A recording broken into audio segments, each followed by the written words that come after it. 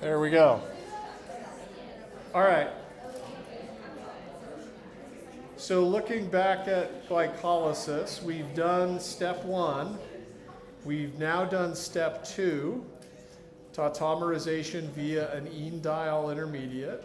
We've done step 3, and we've done step 5, which is interconversion of dihydroxyacetone phosphate with glyceraldehyde 3-phosphate.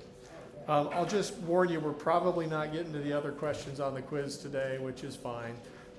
What we need to talk about now is what on earth happened to get from fructose 6-phosphate here in its cyclic hemiacetal form, and here in its open chain form.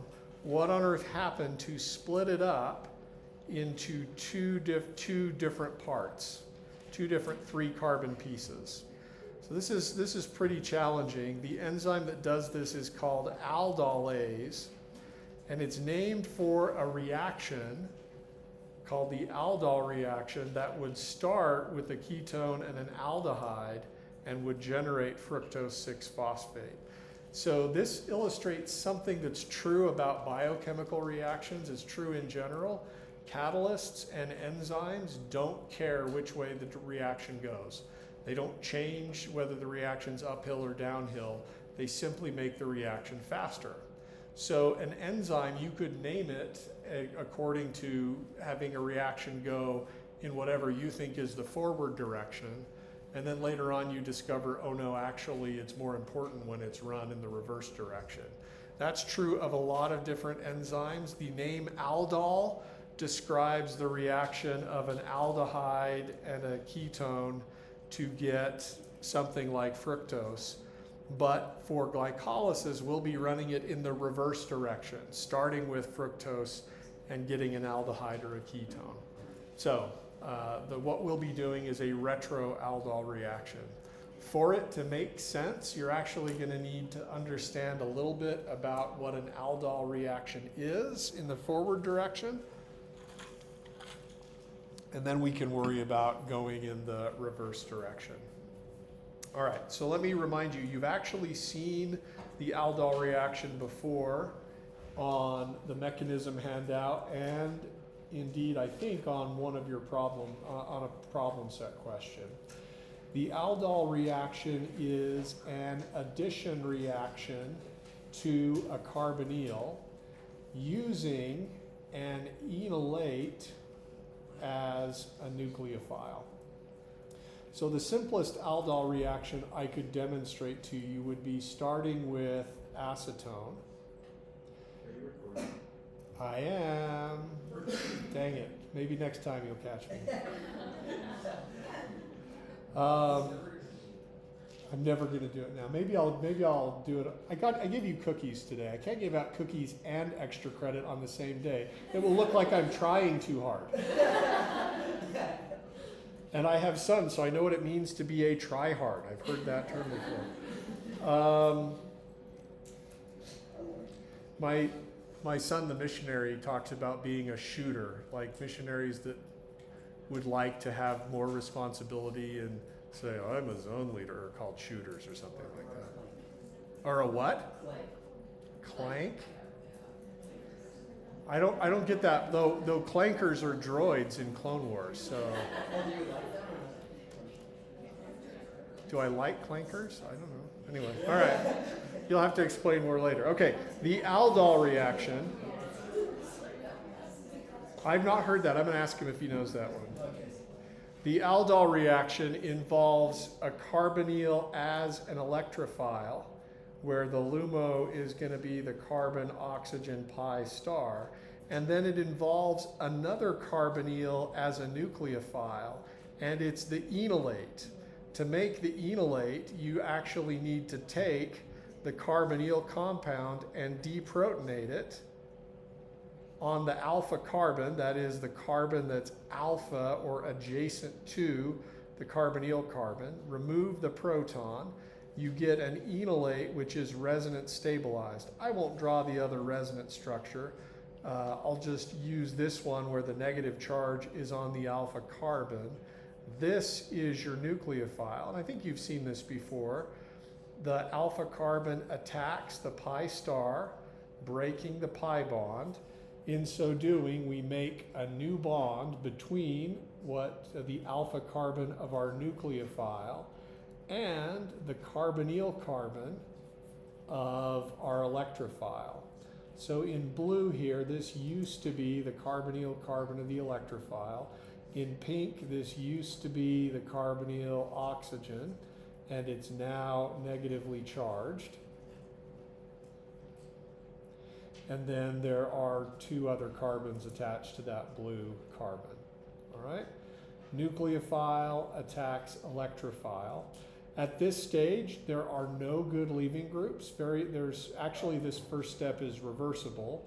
It turns out that the negatively charged oxygen, if it wanted to, could kick the enolate nucleophile right back out. But if that doesn't happen, you're sort of stuck until an acid protonates the hydroxyl group, and then you get this product. And in the product, this is the new bond that you made. The OH, the alcohol, used to be the carbonyl oxygen of your electrophile. That carbon to which the OH is attached used to be the carbonyl carbon of your electrophile. And then this portion was your enolate nucleophile. That's the aldol reaction. And you can tell that an aldol reaction has happened by looking for the key structural pattern, find the carbonyl, find the carbon that's alpha to it, and then find the carbon that is beta to the carbonyl. Alpha means adjacent to the carbonyl, beta means adjacent to alpha. You can continue numbering until you run out of Greek letters if you want. The structural pattern that indicates an aldol product is a beta hydroxy carbonyl compound. All right? Questions about the aldol reaction? If you, no? Yeah. So that just to break it up, you just deprotonate that off the hydroxide and then eliminate the. Exactly. To go backwards, you deprotonate the hydroxyl group, and then you'd eliminate the enolate. Yeah. I want to show you, because I think pushing arrows is still somewhat of a challenge for you, and you're not necessarily sure how it goes. If anything I'm showing you looks confusing and you're wondering how did that get there, the first check I want you to make in your brain is, did I remember all the protons that are implied but not shown? Some of you are getting confused because you see something like this and you forget that that's actually a CH3 group. And if I later show the protons, you're like, how did those get there? And they were there actually all along.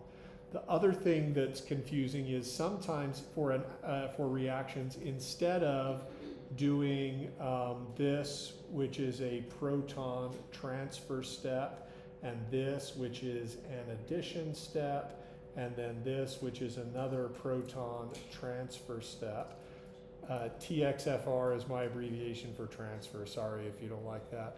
Sometimes we will combine proton transfers with addition or elimination steps. So in one sort of combined step, I can show making the enolate, attacking the carbonyl compound, and protonating on the oxygen.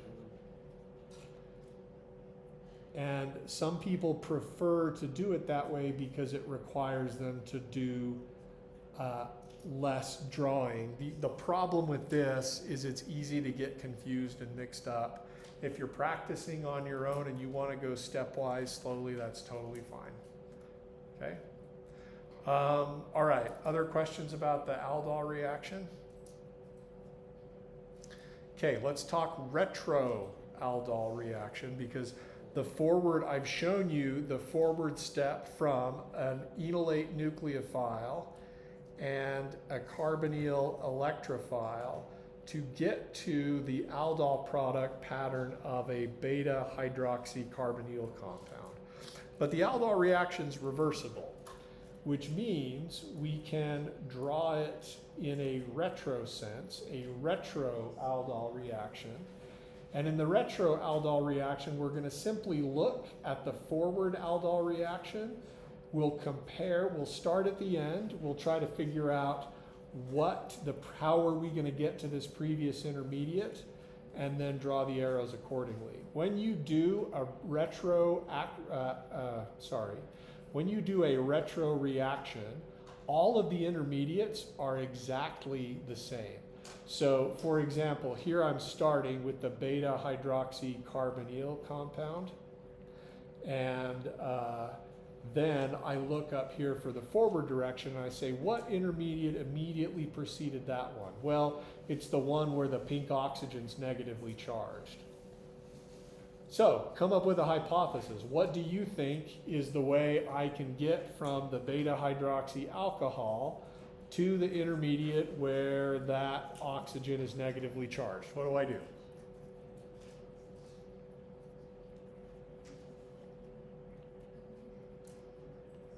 How do I get from here to here? Proton transfer, just deprotonate. So, use a base. Remove the proton. That gets you to this intermediate. Now, if I look back at the forward aldol, the thing that immediately preceded this intermediate was the carbonyl compound and the enolate. So even if I'm not sure how to draw the arrows, I can draw the previous, I can draw the thing that in the forward direction preceded this negatively charged intermediate. I can say, here's an enolate, here's the carbonyl carbon, here's the carbonyl oxygen. How do I get from here, the negatively charged intermediate, to here? What kind of reaction is that? Yeah, that's just elimination. How can you tell? Well, something left. And it was what used to be our nucleophile, which is here an enolate leaving group.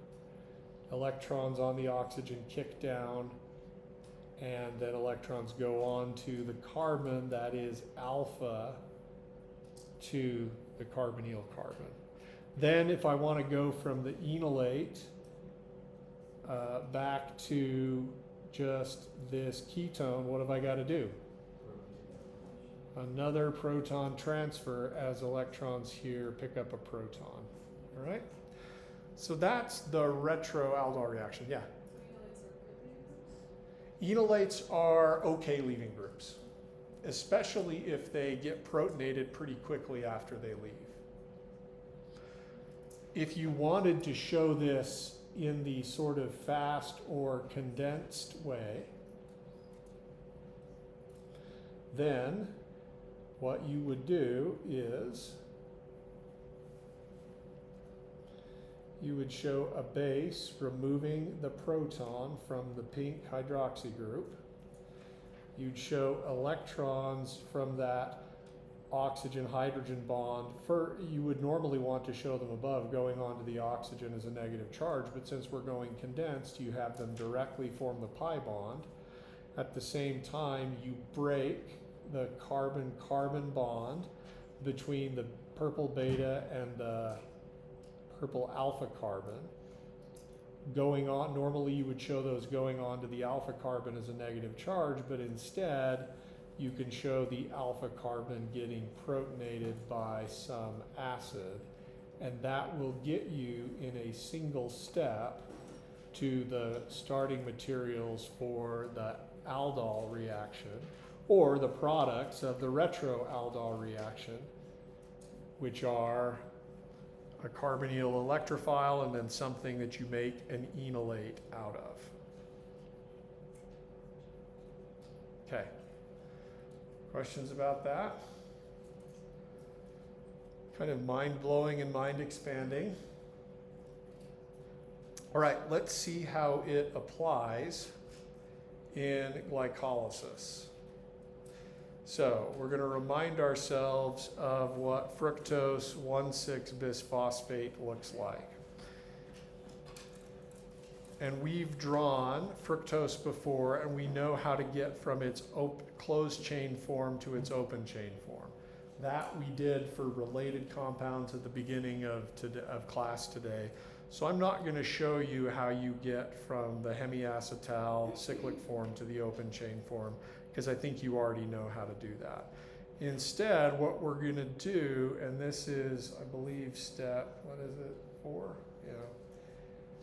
Step 4 of glycolysis. Let's go ahead and draw fructose, 1,6-bisphosphate.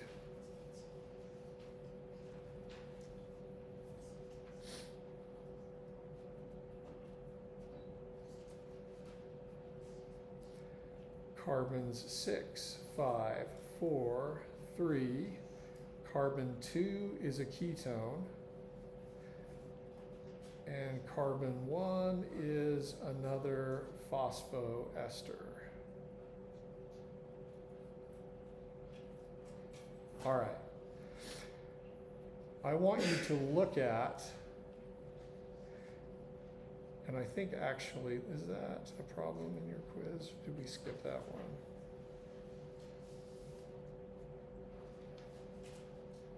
Nope. This one doesn't. I knew this one was hard enough. I didn't want you to do it on your own, so we're doing it together. It's not on your quiz. All right.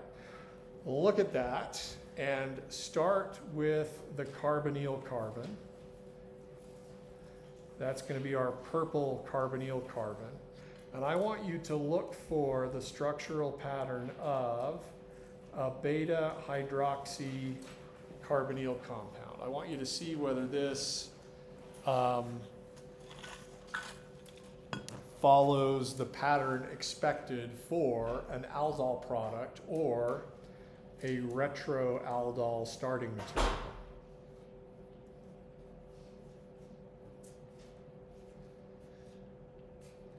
Do you see a beta hydroxycarbonyl compound here? Where is the beta OH group? Carbon, is it 3 or 4? 3, yeah, 3 is the alpha carbon because it's adjacent to the carbonyl. 4 is the beta carbon. Compare that to what we just did, and you can get an idea of what we're going to do in this reaction. The beta hydroxy group is going to become, after the aldol reaction, a carbonyl oxygen. The beta carbon is going to become a carbonyl carbon. And notice that the bond between alpha and beta carbons in the beta hydroxy alcohol is the bond that is broken in the retroaldol reaction.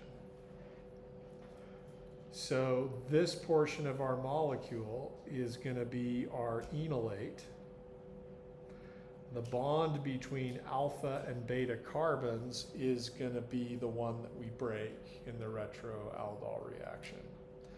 Do you see that similar pattern?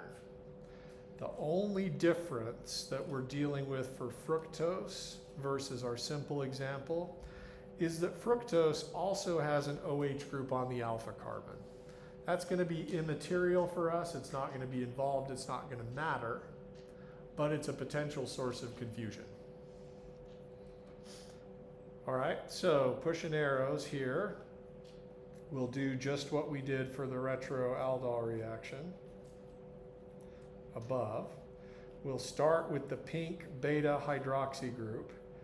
We'll have a base from the enzyme, remove the proton. Electrons then kick down to form a new pi bond, and the enolate is eliminated as the bond between the carbon-carbon bond between alpha and beta carbons becomes a lone pair on the alpha carbon. Now, we could stop there and actually draw that enolate leaving group, or we could go on and show that enolate leaving group getting protonated on the alpha carbon by the acid. When we do that, what does that do? What does that convert our molecule into? Let's draw it. But maybe, have I got space? Not really. I'll try. So this used to be carbon 6, 5, and 4. 4 used to be purple beta carbon. It's now a carbonyl group. Notice that that beta carbon used to have a hydrogen attached to it, and that becomes the aldehyde proton. Here's the aldehyde carbonyl carbon, here's the aldehyde carbonyl oxygen. And then over here,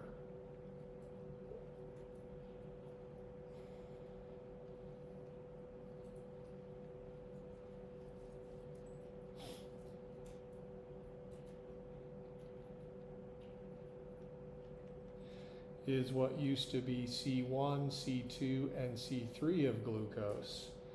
Here is the proton that just got added, and there's the proton that was there to begin with. If you can't see it or you're wondering where that proton came from, it was right here all along. That is how we make glyceraldehyde 3-phosphate. And how we make dihydroxyacetone phosphate,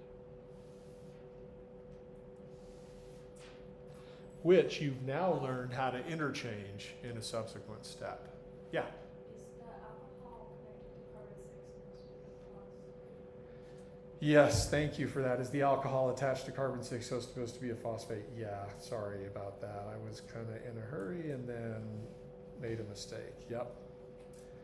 Now, I've retained the numbers 4, 5, and 6 and carbons 1, 2, and 3 so that you can see where the carbons for glucose end up.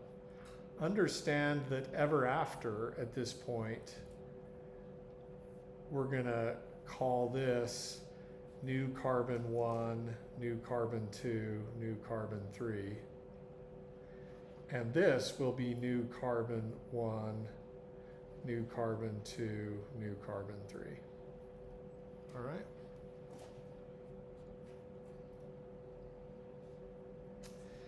Now, anything you want to ask about that? That's kind of hard. Yeah, go ahead.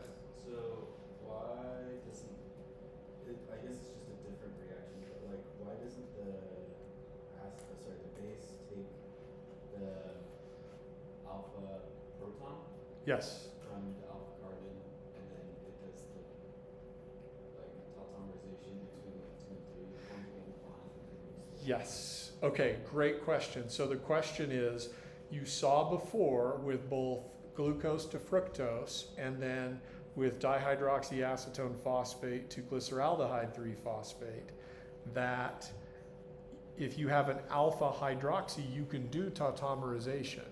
I'm not going to draw that, but what you're anticipating is I could put a ketone over here. All right, and then I would have an OH group there. And the question is, why doesn't nature do that? And I'm going to answer that question a little bit differently through a different example, but it's going to have basically the same answer. A related question we could ask is, why does nature wait to do the retroaldol reaction until we get to fructose? And so I'm going to quick circle the structure of glucose. And if we look at the open chain form structure of glucose, and I need to erase all of these enzymes, or I need to erase all of these enzyme acid and base groups. And I'm going to erase that. I want you to look at glucose 6-phosphate. And again, I want you to see if you can find the characteristic starting material for a retroaldol reaction, which is a beta hydroxy carbonyl compound. It's there, right? So glucose itself is a retroaldol product. Now, knowing what we know about retroaldol reactions, the beta hydroxy group is going to become an aldehyde oxygen.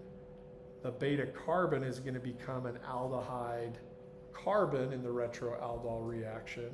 And the bond between the alpha and the beta carbon is going to get broken.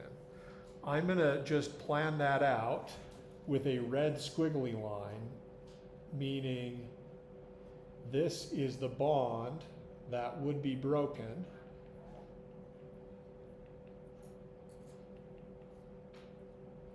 In a retroaldol reaction. Now, how many carbons would this side have? How about the other side? Okay. Can you think of a reason why that would be not as good in terms of efficiency as what we've done above, breaking fructose into 2 3-carbon pieces?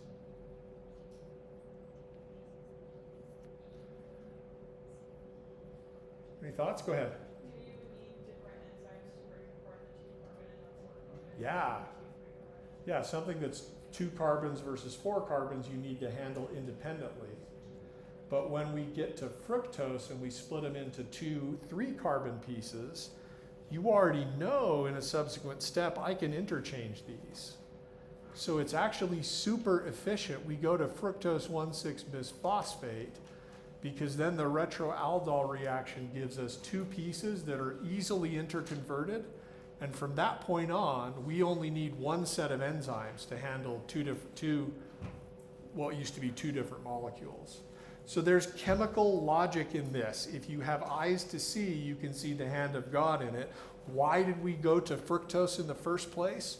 We needed to get the carbonyl in the right spot so the retroaldol would split us up into 2 3-carbon pieces, which we could then interchange to be the same thing.